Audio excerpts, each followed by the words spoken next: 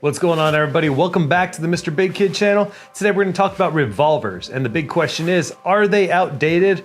Are revolvers dead? Now, the thing is, I understand there's people out there that love revolvers, there's people out there that hate revolvers, and then you have some people like me that are kind of in between and appreciate revolvers for what they are. This guy right here, this is a Smith & Wesson 586. It's a 6-shot 357 Magnum.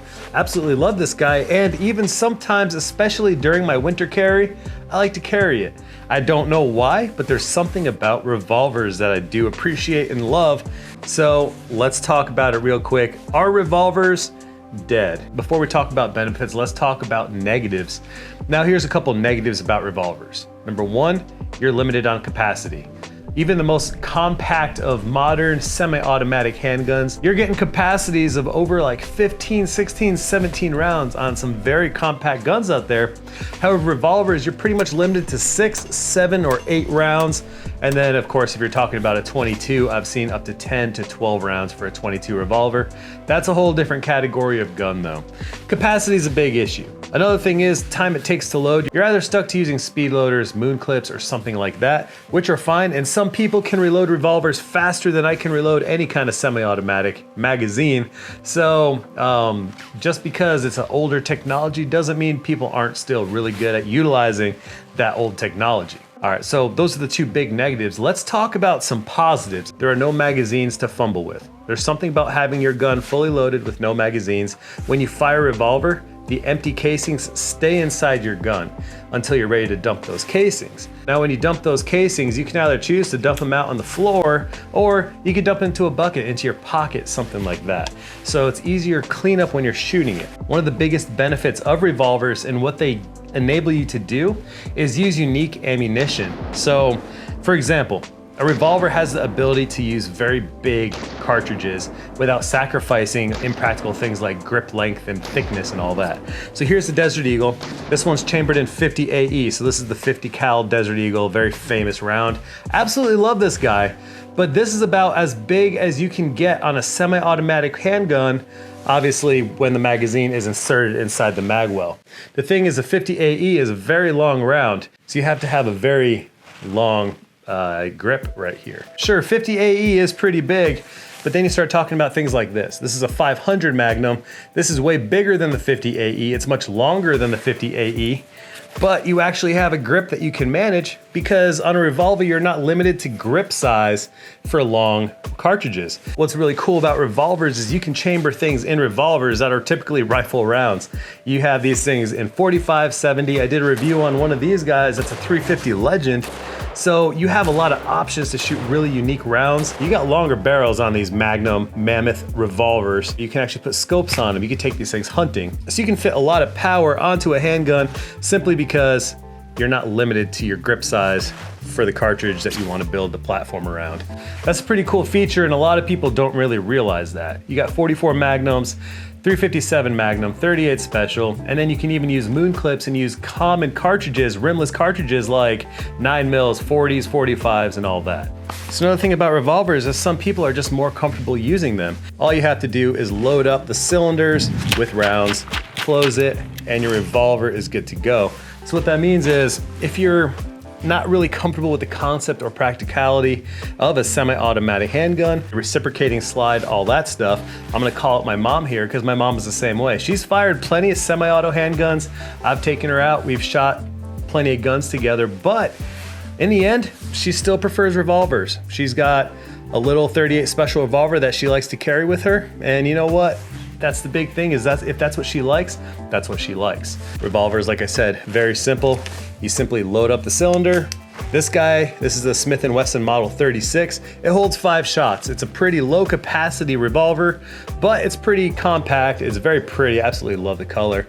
But that's it. You load it up and you shoot it, and that's it. You don't have to rack the slide back. You don't have to chamber it because technically it's always chambered. That's a negative now. Now, one thing about revolvers, and a kind of a negative that I want you guys to consider, and it all depends on your situation. I have a young child. He's 7 years old right now. Kids have a certain insubordination and a certain desire to break the rules and experiment and push the limits. So I like to keep a handgun on my night table at nighttime. Now, what that means is That handgun and the way I choose to carry it in my house is unchambered. If my handgun's on me, I got one in the chamber. If it's at home and it's not on me, it's unchambered. So the reason I do that is because what if a curious child comes up to that handgun while I'm sleeping and don't know, and well, I'll let you guys use your imagination. So I choose to keep it in a situation where he's not physically strong enough to rack that slide back in order to chamber a round. He does not have the hand or arm strength to rack a slide back. So that's one level of safety that I know I can safely keep that handgun on the night table. Problem is, if it's a revolver and it's loaded, all that child has to do is squeeze the trigger. That's it. There is no chambering a revolver. If your revolver is loaded, that means it's chambered. So that's just one aspect of safety, me knowing my family. That's how I choose to keep the handguns. Granted, I can tell you my son has zero interest in firearms, and he walks by guns all the time, walks into my studio when I'm here, and does not have any interest on what's on the wall behind me. Hold up displays, by the way. They have an awesome gun tactical wall. I have this thing all decked out. Got my 50 cal up top, my Barrett, all my fun toys up there. By the way, this video is brought to you by ETS. They make the speed loaders and the cam speed loaders for semi-auto handguns and rifles, and they get rid of the whole mag thumb. Mag thumb is basically when you reload so many magazines and your thumb starts hurting by the end of the day. Using these cam speed loaders, that doesn't happen. So thank you so much, ETS, no more mag thumb. So let's talk about that last final reasons why revolvers are not dead, in my opinion, and that's gonna be people just love them. If you love mechanics, if you kind of have that gearhead, if you kind of have that nerdiness about like watches and things like mechanical precision that I love, something about revolvers, there's something about lockup, there's something about gears, there's something about the mechanics on a revolver that are just beautiful to me. I don't know what it is, the precision lockup, how that cylinder rotates to that perfect spot every time you pull that hammer back. Something about revolvers are beautiful to me, especially when you start getting, especially when you're talking about these beautiful nickel plated beauties right here. This Model 36 has been in my family longer than I have, and my dad gave this to me last year. I've always loved this thing. I know in the past I mentioned that this was stainless. Something led me to believe that this was stainless, but after doing a lot more research, I found out this is actually nickel plated based off of the markings. I thought I had something more unique. I thought I had one of the only Model 36 stainless versions out there, and everybody was telling me, oh, it's a Model 60. I'm like, no, it's a 36. It's right on it. It says Model 36, but it is nickel after all. Hope you guys found this video insightful. Let me know what you guys think about revolvers. Yeah, you're limited to capacity.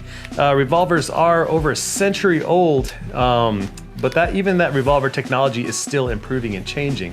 You have some modern revolvers that have an 8-round capacity, like the Smith & Wesson Model R8. That's a modern tactical revolver, and you can chamber revolvers in just about any round you desire. So anyways, thank you all so much. Hope you all like this video, and I'll see you guys later.